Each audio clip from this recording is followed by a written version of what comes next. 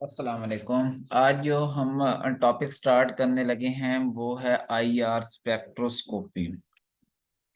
तो इससे पहले हमने यूवी विजिबल स्पेक्ट्रोस्कोपी पढ़ा था। यूवी विजिबल के अंदर हमने पढ़ा था कि स्पेक्ट्रोस्कोपी क्या होती है और यूवी के बारे में सारा जो है इंट्रोडक्शन पढ़ा था।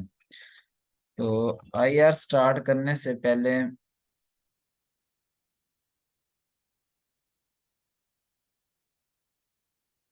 आइए स्टार्ट करने से पहले मैं अगेन जो है वो रिकॉल करवाना चाहूंगा स्पेक्ट्रोस्कोपी का बेसिक कंसेप्ट क्या था। तो स्पेक्ट्रोस्कोपी के अंदर हम ये चीजें देखते हैं जो अनसीएबल होती है, यानी कि नॉर्मल आंख से हम नहीं देख सकते। उसके अंदर हम इलेक्ट्रोमैग्नेटिक रेडिएशन को एज अ प्रोब यूज करते हैं, मतलब एक टूल के तौर पर करते हैं एटम्स और मॉलिक्यूल्स के बारे में इंफॉर्मेशन लेने के लिए, जो इतने छोटे होते हैं कि उनको हम आंख आंख से नहीं देख सकते। अब हमें ये भी पता है कि जो हमारी इलेक्ट्रोमैग्नेटिक रेडिएशंस है वो जो है स्पीड ऑफ लाइट के साथ मूव करती हैं वैक्यूम में से। और हमारी जो इलेक्ट्रोमैग्नेटिक वेव्स होती हैं उनके पास डुअल नेचर होती है, पार्टिकल नेचर भी होती है और वेव नेचर भी होती है। तो जब वो वैक्यूम से मूव कर रही होती हैं तो ऑसिलेट कर रही होती हैं, वेव की फॉर्म में मूव कर रही होती हैं। ये इलेक्ट्रोमैग्नेटिक रिलेशनशिप भी हमने पहले देख लिए थे। जो हमारे पास स्पीड ऑफ लाइट था वो लैम्डा वी के बराबर था, या लैम्डा एफ के बराबर था। यहाँ पर एफ हमारे पास फ्रीक्वेंसी है, लैम्डा वेवलेंथ है। तो अगर हम देखें तो हमारी जो स्पीड है वो हमारी फ्रीक्वेंसी के डायरेक्टली प्रोपोर्शनल है और वेवलेंथ के इनवर्सली प्रोपोर्शनल है। और हमारी वेवलेंथ और फ्रीक्वेंसी एक दूसरे के इनवर्सली प्रोपोर्शनल है। मसलन एक वेव है, उसकी वेवलेंथ जो है जितनी ज्यादा होगी उसकी फ्रीक्वेंसी और स्पीड जो है वो उतनी ही ज्यादा कम होगी। और इसी तरह जो हमारे पास फ्रीक्वेंसी होती है वो जो है एनर्जी के डायरेक्टली प्रोपोर्शनल होती है। एच यहाँ पर जो है वो हमारे पास कांस्टेंट है, जिसको हम प्लांक्स कांस्टेंट कहते हैं। यानी जिस वेव की जितनी ज्यादा स्पीड होगी उसकी जो है एनर्जी उतनी ज्यादा होगी और उसकी जो फ्रीक्वेंसी है वो उतनी ही ज्यादा हाई होगी। स्पीड, फ्रीक्वेंसी और एनर्जी एक दूसरे के डायरेक्टली प्रोपोर्शनल हैं। तो इस तरह अगर हम इसकी जगह यहाँ पर वैल्यू पुट करें, एफ की जगह हमारे पास हमने ये देखा था कि हमारे पास ये जो वी है फ्रीक्वेंसी ये इन्वर्सली प्रोपोर्शनल है वेवलेंथ के। तो यहाँ पर हम इसको इक्वेशन को इस तरह करके लिखे हैं और फ्रीक्वेंसी जो हमारे है सी और लैम्डा के बराबर आ जाएगी। तो ये वैल्यू अगर पुट करें तो ई एच सी और लैम्डा आ जाएगा। इस तरह जब दो हमारे पास ऑसिलेटर्स हैं वो स्ट्रांगली इंटरेक्ट कब करेंगे, ये चीज। अब जो हमारे एटम्स होते हैं वो आपस में क्या कर रहे होते हैं, वाइब्रेट कर रहे होते हैं, ऑसिलेट कर रहे होते हैं, आगे पीछे मूव कर रहे होते हैं। तो अब जो ऊपर से हम वेव्स होती हैं या रेज होती हैं आई आर, वो ऊपर इनके इंसिडेंट करवाते हैं, वो भी ऑसिलेट कर रही होती हैं। अब वो भी एक किस्म का ऑसिलेटर बन गया और जो हमारा सिस्टम जो एटम थे वो भी ऑसिलेट कर रहे थे। तो ये इंटरेक्ट कब करेंगे, ये तब इंटरेक्ट करेंगे जब वो जो हम रेज इनके ऊपर इंसिडेंट करवा रहे हैं उनकी एनर्जी, वेवलेंथ और फ्रीक्वेंसी जो एटम्स के दरमियान जो वेव्स प्रोड्यूस हो रही है या ऑसिलेट कर रही है उनके साथ मिलेगी, तभी स्ट्रांगली इंटरेक्ट करेंगे। और जब ये इंटरेक्ट करेंगे उसके नतीजे में कपलिंग हो जाएगी और वेव का जो एम्पली एक सिंगल वेव प्रोड्यूस होगी, उस वेव को मिला के जो हमारी आई आर से आ रही थी और वो वेव जो इनके दरमियान प्रोड्यूस हो रही थी, इनको मिला के एक सिंगल वेव कपल करके प्रोड्यूस होगी, जिसका एम्पलीट्यूड जो होगा इन दोनों के से ज्यादा होगा। तो इसको कहते हैं जो है दो ऑसिलेटर जो है वो इंटरेक्ट कर गए। इसको इस तरह दिखाया गया है। सपोज ये हमारे पास एक वेव, मैं सपोज कर लेता हूँ, जो हमने आई आर से इसके ऊपर एटम के ऊपर किसी एटम के ऊपर इंसिडेंट करवा रहे थे। और ये जो वेव थी वो दो एटम, एक यहाँ पर था एक यहाँ पर था, इनके दरमियान जो थी ओसिलेशन की वजह से प्रोड्यूस हो रही थी। तो जो रेज हम इसके ऊपर इंसिडेंट करवाएंगे, जब इसकी एनर्जी, वेवलेंथ और फ्रीक्वेंसी इसके साथ मिल जाएगी तभी ये ओसिलेट कर सकेंगे। अदरवाइज ये जो है है कपल नहीं करेंगे और वो इंटरेक्ट ही नहीं करेंगे। इनके इंटरेक्शन की शर्त यही है कि अगर हम यहाँ पर देखें तो इनकी वेवलेंथ, फ्रीक्वेंसी और एनर्जी जो है ये आपस में बराबर है। यहाँ पर देखें तो इनकी जो वेवलेंथ है एक वेव के बाद इन दोनों की बराबर आ रही है, इस तरह फ्रीक्वेंसी भी उसी पर बराबर आ रही है और एनर्जी भी तकरीबन ऑलमोस्ट इनकी आपस में बराबर है, तो ये इंटरेक्ट कर सकती हैं। उसके बाद हम स्टार्ट करेंगे हमारी आईआर क्या है। हम स्पेक्ट्रोस्कोपी को आईआर क्यों कहते हैं, क्योंकि हम जो इसके अंदर रेज यूज कर रहे होते हैं, हमारा लाइट सोर्स यूज कर रहे होते हैं, उसकी जो फ्रीक्वेंसी, वेवलेंथ और एनर्जी है वो आईआर रीजन के अंदर फॉल करती है, इसलिए हम इसको कहते हैं आईआर स्पेक्ट्रोस्कोपी। अब जो आईआर का रीजन होता है वो यूवी और माइक्रोवेव के दरमियान होता है, और यहाँ पर जो ये हमारे पास आईआर का रीजन है ये वाइब्रेशन जो होती हैं, वाइब्रेशन के ऊपर बेस होता है। ये जो एटम्स की वाइब्रेशन होती हैं उनके साथ ये जाके इंटरेक्ट करता है और इसको वाइब्रेशनल स्पेक्ट्रोस्कोपी भी कहते हैं। और ये यूवी और माइक्रोवेव के दरमियान रीजन होता है। अगर हम देखें तो हमारे पास ये इनकी डिफरेंट रेंजेस दी हुई हैं, तो जो हमारे पास हमारे काम का है वो आईआर है।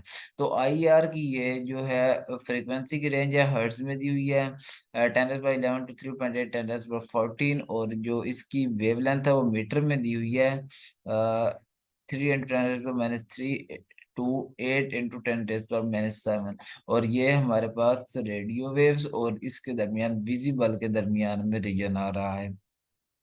तो अगर हम देखें तो इंफ्रारेड जो रेडिएशन होती हैं ये बेसिकली जो वेवलेंथ इनकी होती है वो 2.5 to 17 माइक्रोमीटर के रीजन के अंदर होती है, और जो इनकी फ्रीक्वेंसी होती है 4000 to 600 पर सेंटीमीटर के अंदर होती है। अब ये वेवलेंथ होती है और फ्रीक्वेंसी होती है, ये क्या करती है, जो हमारे पास एटम्स होते हैं उनके दरमियान कोवलेंट बॉन्ड होते हैं, जो कोवलेंट बॉन्ड होते हैं वो वाइब्रेट कर रहे होते हैं, यानी कि ऑसिलेट कर रहे होते हैं, उनकी वजह से भी जो फ्रीक्वेंसी प्रोड्यूस हो रही होती है, जब वो फ्रीक्वेंसी इस फ्रीक्वेंसी और वेवलेंथ के साथ मैच करती है तो उसके नतीजे में कपलिंग का फेनोमेना होता है, और उनके दरमियान जो होती हैं वो ट्रांजिशन होती हैं। तो वो चीज जो है वो हमें उसके दरमियान जो बॉन्ड होते हैं, कोवलेंट बॉन्ड होते हैं, उनके बारे में इंफॉर्मेशन प्रोवाइड करती है। तो आईआर जो है वो हमें इंफॉर्मेशन ये देती है किस तरह के बॉन्ड होते हैं। हर जो बॉन्ड होता है वो डिफरेंट वाइब्रेशन से जो है वो वाइब्रेट कर रहा होता है और मूव कर रहा होता है, ऑसिलेट कर रहा होता है। तो आईआर रेडिएशन जिस टाइप की वहां पर जब वो उसके साथ आके कपल करेगी वहां पर अब्जॉर्ब होंगी, जो ट्रांसमिटेड रेडिएशन होगी वो फर्दर हमें ग्राफ शो करवा देंगे, और ट्रांसमिटेड इंफॉर्मेशन हमें बताती है, क्योंकि हर एक बॉन्ड की डिफरेंट ट्रांसमिटेंस और डिफरेंट एब्जॉर्बेंस होगी, वो हमें बताएगी कि वहां पर किस टाइप का बॉन्ड प्रेजेंट है, और उसकी स्ट्रक्चर इंफॉर्मेशन हमें देगी कौन कौन से बॉन्ड प्रेजेंट है। तो इसकी एक रफ सी डायग्राम है हमारे पास। सबसे पहले आईआर सोर्स होता है, इससे जो रेडिएशन होती है हम सैंपल के ऊपर जो है वो इंसिडेंट करवाते हैं। उसके बाद प्रिज्म लगे होते हैं, जो रेडिएशंस होती हैं वहां से प्रिज्म के ऊपर जो है उनको मोनोक्रोमेटिक रेडिएशन वगैरह में कन्वर्ट करके हम डिटेक्टर के थ्रू जो है वो ट्रांसमिटेंस नोट करते हैं, और ग्राफ जो होता है हमारा ट्रांसमिटेंस और फ्रीक्वेंसी के दरमियान प्लॉट कर देते हैं, और ये हमें इंफॉर्मेशन देता है कौन से बॉन्ड प्रेजेंट हैं और जो हमारा मॉलिक्यूल है उसकी स्ट्रक्चर क्या है। तो हमारे पास आईआर स्पेक्ट्रोस्कोपी, फिर अगेन हमारे पास वही स्पेक्ट्रोस्कोपी आ गई। इलेक्ट्रोमैग्नेटिक रेडिएशन हमने देख लिया कि उनकी दो प्रॉपर्टी होती है, पार्टिकल, वेव होती है। जो पार्टिकल कंपोनेंट होता है इलेक्ट्रोमैग्नेटिक रेडिएशन का उसको हम फोटोन कहते हैं, जो एनर्जी कंपोनेंट होता है वो फ्रीक्वेंसी के जो है वो डायरेक्टली प्रोपोर्शनल होता है, ये जगह एच वी हो। जो टर्म फोटोन होते हैं, फोटोन का मतलब होता है एक हमारे पास स्मॉल मासलेस पार्टिकल है जिसके अंदर जो है इलेक्ट्रोमैग्नेटिक रेडिएशन का एक वेव पैकेट मौजूद है। उसके बाद ये पहले हमने कर लिया है v is equal to c और lambda is equal to h v. Amplitude जो होता है वो वेव की हाइट होती है, मतलब इस तरह की जो वेव है ये इस तरह वेव प्रोड्यूस हो रही है, तो ये वेव की जो मैक्सिमम हाइट है यहाँ पर जहां पर जा रही है इस हाइट को हम कहते हैं एम्पलीट्यूड। अब जो एटॉमिक पार्टिकल्स होते हैं मैटर के अंदर, मसलन जो उनके एटम्स होते हैं, वो भी वेव और पार्टिकल नेचर जो है दोनों एग्जिबिट कर रहे होते हैं। तो जब हमारे पास इलेक्ट्रोमैग्नेटिक रेडिएशन आएंगी, वो हमारे एटम के साथ टकराएंगी, तो उसके नतीजे में दो तरह के फिनोमेना हो सकते हैं। एक होगी कुलिजन, मतलब उसकी जो एनर्जी है, अगर या तो हमारी वो जो एटम की एनर्जी, मतलब आई आर की जो रेडिएशन हमारे पास आ रही है, उसकी एनर्जी उसके साथ नहीं मिल रही जो हमारे एटम्स के दरमियान प्रोड्यूस हो रही है रेज, या उसके साथ जो है ईएमआर से उनकी एनर्जी जो है कम है या ज्यादा, तो उसके नतीजे में वहां पर कपलिंग नहीं हो सकेगी। हमने ये कहा था जो हमारे पास ऑसिलेटर होते हैं तभी स्ट्रांगली इंटरेक्ट कर रहे होते हैं जब उनकी एनर्जी, वेवलेंथ और फ्रीक्वेंसी सेम होगी। अगर उनकी ये चीजें सेम नहीं है तो वहां पर क्या होगी, कोलिजन होगी। कोलिजन के नतीजे में हमारे पास जो एनर्जी होती है लॉस हो जाती है इन्वायरमेंट, हीट और मूवमेंट के अंदर। और अगर उनकी एनर्जी सेम आ रही है तो फिर वहां पर कपलिंग होगी, और जो कपलिंग होगी उसके नतीजे में जो हमारी वेव है उसका एम्पलीट्यूड बढ़ जाएगा, और next quantum higher mechanical energy level के ऊपर जो है वो मूव कर जाएगी। अब हमारे पास बेसिकली आईआर स्पेक्ट्रोस्कोपी प्रोसेस में अगेन होता क्या है, आईआर के अंदर मोस्टली जो होती है मालिक्यूलर वाइब्रेशन होती हैं। सपोज ये दो हमारे पास एटम है, ये एक बड़ा एटम है, ये आपस में इस तरह से कनेक्टेड है। तो ये एटम जो है वो इस तरह वाइब्रेट कर रहे होते हैं। जब ये इस तरह वाइब्रेट कर रहे होते हैं, जो हमारे पास इसके नतीजे में इलेक्ट्रोमैग्नेटिक, इनकी वाइब्रेशन के नतीजे में इलेक्ट्रोमैग्नेटिक रेज प्रोड्यूस हो रही होती हैं। जब इनके ऊपर ऊपर से हम रेडिएशन ऊपर करवाते हैं, इंसिडेंट करवाते हैं, तो उन रेडिएशन की एनर्जी अगर इनके दरमियान वाइब्रेशन की वजह से जो रेज प्रोड्यूस हो रही हैं उनके साथ मैच कर जाती है, तो वहां पर होगी कपलिंग। कपलिंग के नतीजे में जो हमारे पास एक ही वेव नेक्स्ट प्रोड्यूस होगी जिसका एम्पलीट्यूड बढ़ जाएगा। यहाँ पर एब्जॉर्बेंस होगी, और बाकी जो ट्रांसमिटेड वेव्स हैं वो डिटेक्टर के थ्रू जो है वो डिटेक्ट कर ली जाएंगी। अब जो हम कहते हैं कि दो एटम के दरमियान एक कोवलेंट बॉन्ड है, अब ये कोवलेंट बॉन्ड है ये ऑसिलेट करता रहता है, कभी छोटा कभी बड़ा होता है। तो इसका मतलब है इसकी जो हमारे पास लेंथ है वो ओरिजिनल नहीं है, हमने एवरेज लेंथ ली है।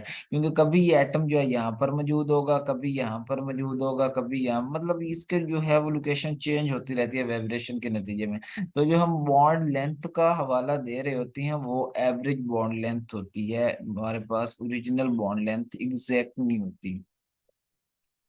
अब जो हमारे पास इनके दरमियान वाइब्रेशन होती हैं एटम्स के दरमियान, वो दो तरह की होती हैं। एक होती है स्ट्रेचिंग वाइब्रेशन, मतलब ये एक सेंटर में एटम कनेक्टेड है, ये दो एटम कनेक्टेड हैं, या इस तरह ये टू एंड फ्रो मूव करेंगे, मतलब इस तरह आगे पीछे इस तरह मूव करेंगे, तो ये होती है स्ट्रेचिंग वाइब्रेशन। तो ये अगर हमारे पास दोनों एटम बाहर की तरफ मूव कर रहे हैं या दोनों ही अंदर की तरफ मूव कर रहे हैं तो ये सिमेट्रिक होगी, मतलब एक ही साइड के ऊपर दोनों जा रहे हैं। और अगर हमारे पास एक एटम जो है वो बाहर जा रहा है, एक अंदर आ रहा है, मतलब मूव उस तरह आगे पीछे ही कर रहा है, तो ये हमारे पास एसिमेट्रिक होगी। स्ट्रेचिंग जो होती है वो दो तरह की होती है, सिमेट्रिक और एसिमेट्रिक। अब जो हमारे पास बेंडिंग होती है वो पांच तरह की वाइब्रेशंस होती हैं। तो इनको हम दो जगह पे डिवाइड करते हैं, इन प्लेन और out of the plane. In plane में क्या होगा, ये एटम जो होंगे इस तरीके से एक दूसरे की तरफ मूव करेंगे, आपस की तरफ, या एक दूसरे से मतलब दूर मूव करेंगे, तो ये इन प्लेन है, मतलब प्लेन के अंदर ही मूव कर रहे हैं। होता क्या है कि ये एटम या तो ये दो सपोज मतलब कार्बन के साथ हाइड्रोजन कनेक्टेड है, ये दोनों अंदर की तरफ मूव करते हैं, तो ये इन प्लेन है। अगर ये दोनों सपोज ये इस तरफ मूव करता है, दूसरा इसी के पीछे मूव करता है, तो ये इस तरह मूव करता है। ये अगर हम देखें तो अंदर की तरफ मूव कर रहे हैं, कैंची की तरफ मूव कर रहे हैं, तो इसको हम सीजरिंग कहते हैं। अब ये जो है रॉक, मतलब इस तरह एक उस साइड पे जा रहा है, दूसरा बिल्कुल उस साइड पे, इसको हम कहते हैं इस तरह की मूवमेंट को रॉकिंग। ये दोनों जो होती हैं इन प्लेन बेंडिंग वाइब्रेशन होती हैं। अब जो आउट ऑफ प्लेन होती हैं, मतलब एक जो है वो इस तरह जाएगी, दूसरी जो है इस तरह आएगी, तो इसको हम कहते हैं ट्विस्टिंग।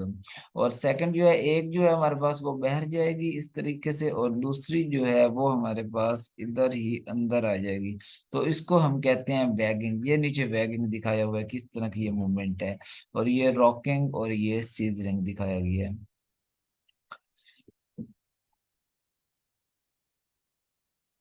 उसके बाद ये अगेन दोबारा मैं आपको दिखा दूं, बेसिकली इसका प्रिंसिपल क्या है।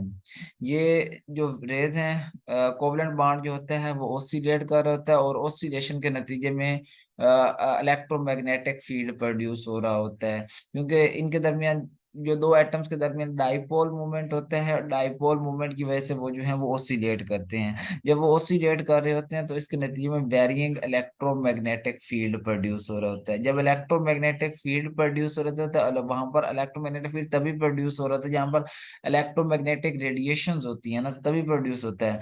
तो यहाँ पर इस तरह की जो है इलेक्ट्रोमैग्नेटिक रेडिएशंस प्रोड्यूस हो रहे होते हैं। जो हम इनके ऊपर इंसिडेंट करवा रहे होते हैं वो भी तो हमारे पास इलेक्ट्रोमैग्नेटिक रेडिएशंस होती हैं। तो सपोज यहाँ पर ये जो एटम थे वो हमारे पास वाइब्रेट कर रहे थे, ऊपर से जो हमने इनके ऊपर रेडिएशन ये वाली ड्रॉप कराई आईआर की बीम की, तो वो भी हमारे पास इलेक्ट्रोमैग्नेटिक फील्ड जनरेट कर रही थी। तो अगर इन दोनों की ये दो एनर्जी थी वो आपस में मिल गई तो उसके नतीजे में जो हमारे पास कपल वेव प्रोड्यूस होगी, कपलिंग का फेनोमेना होगा वो वेव का। देखें इनका एम्पलीट्यूड जो था वो थोड़ा था, ये छोटी छोटी वेव थी, तो इसका एम्पलीट्यूड जो था वो बढ़ जाएगा। मतलब ये इसका जो एम्पलीट्यूड था इसका जो एम्पलीट्यूड था वो मिलके जो कपल्ड वेव होगी उसका एम्पलीट्यूड होगा, मतलब इन दोनों के सम के इक्वल इसका एम्पलीट्यूड आएगा। उसके बाद ये है आई आर स्ट्रेचिंग फ्रीक्वेंसी जो होती है, दो हमारे पास बॉन्डेड और एटम्स हैं वो उसके किसके ऊपर होती है। मतलब अब वहां पर हमारे दो तरह के फेनोमेना आ रहे थे, स्ट्रेचिंग और बेंडिंग। जो स्ट्रेचिंग वाइब्रेशन हो रही थी उसके नतीजे में जो फ्रीक्वेंसी की वहां पर रेडिएशन ऑब्जर्व होंगी वो होंगी स्ट्रेचिंग फ्रीक्वेंसीज, और जो बेंडिंग के नतीजे में आ रही थी वो हमारे पास बेंडिंग फ्रीक्वेंसीज होंगी। लेकिन स्ट्रेचिंग के केस में जो हमारे पास फॉर्मूला होता है ये इस तरह होता है, H/2 पाई के ओवर म्यू। यहाँ पर जो के होता है ये जो हमारे पास बॉन्ड की स्टिफनेस को रिप्रेजेंट करता है। मसलन अगर यहाँ पर अगर हम देखें तो ये हमारे पास जो फ्रीक्वेंसी है इसके डायरेक्टली प्रोपोर्शनल आ रही है। यानी कि बॉन्ड अगर सिंगल होगा तो उसकी फ्रीक्वेंसी जो होगी वहां पर जो ऑब्जर्व होगी वो कम होगी, और जो अगर बॉन्ड डबल होगा तो उससे ज्यादा होगी, अगर ट्रिपल बॉन्ड होगा तो स्ट्रेचिंग फ्रीक्वेंसी जो है वो उससे ही ज्यादा होगी। और ये जो नीचे म्यू होता है इसको हम रिड्यूस मास कहते हैं। अब रिड्यूस मास क्या होता है, सपोज हमारे पास कोई एटम है वो लोअर मास का है, उसका मॉलिक्यूलर मास कम है, तो वहां पर जो उसकी स्ट्रेचिंग फ्रीक्वेंसी होगी, जो फ्रीक्वेंसी की रेडिएशन ऑब्जर्व होगी वो कम फ्रीक्वेंसी की होंगी। अगर हमारे पास हायर का है, मसलन हाइड्रोजन और ड्यूट्रियम है, तो हाइड्रोजन का मॉलिक्यूलर वेट क्या होता है, कम होता है, और ड्यूट्रियम का ज्यादा होता है। ड्यूट्रियम की केस में यहाँ पर हमारे पास फ्रीक्वेंसी इसके इनवर्सली प्रोपोर्शनल है। तो अगर इनवर्सली प्रोपोर्शनल है तो इसका मतलब है जिसका मॉलिक्यूलर वेट जो है जितना ज्यादा हाई होगा उसकी स्ट्रेचिंग फ्रीक्वेंसी जो है उतनी ज्यादा कम होगी, यानी कि ड्यूट्रियम की यहाँ पर हमारे पास स्ट्रेचिंग फ्रीक्वेंसी जो है वो कम होगी।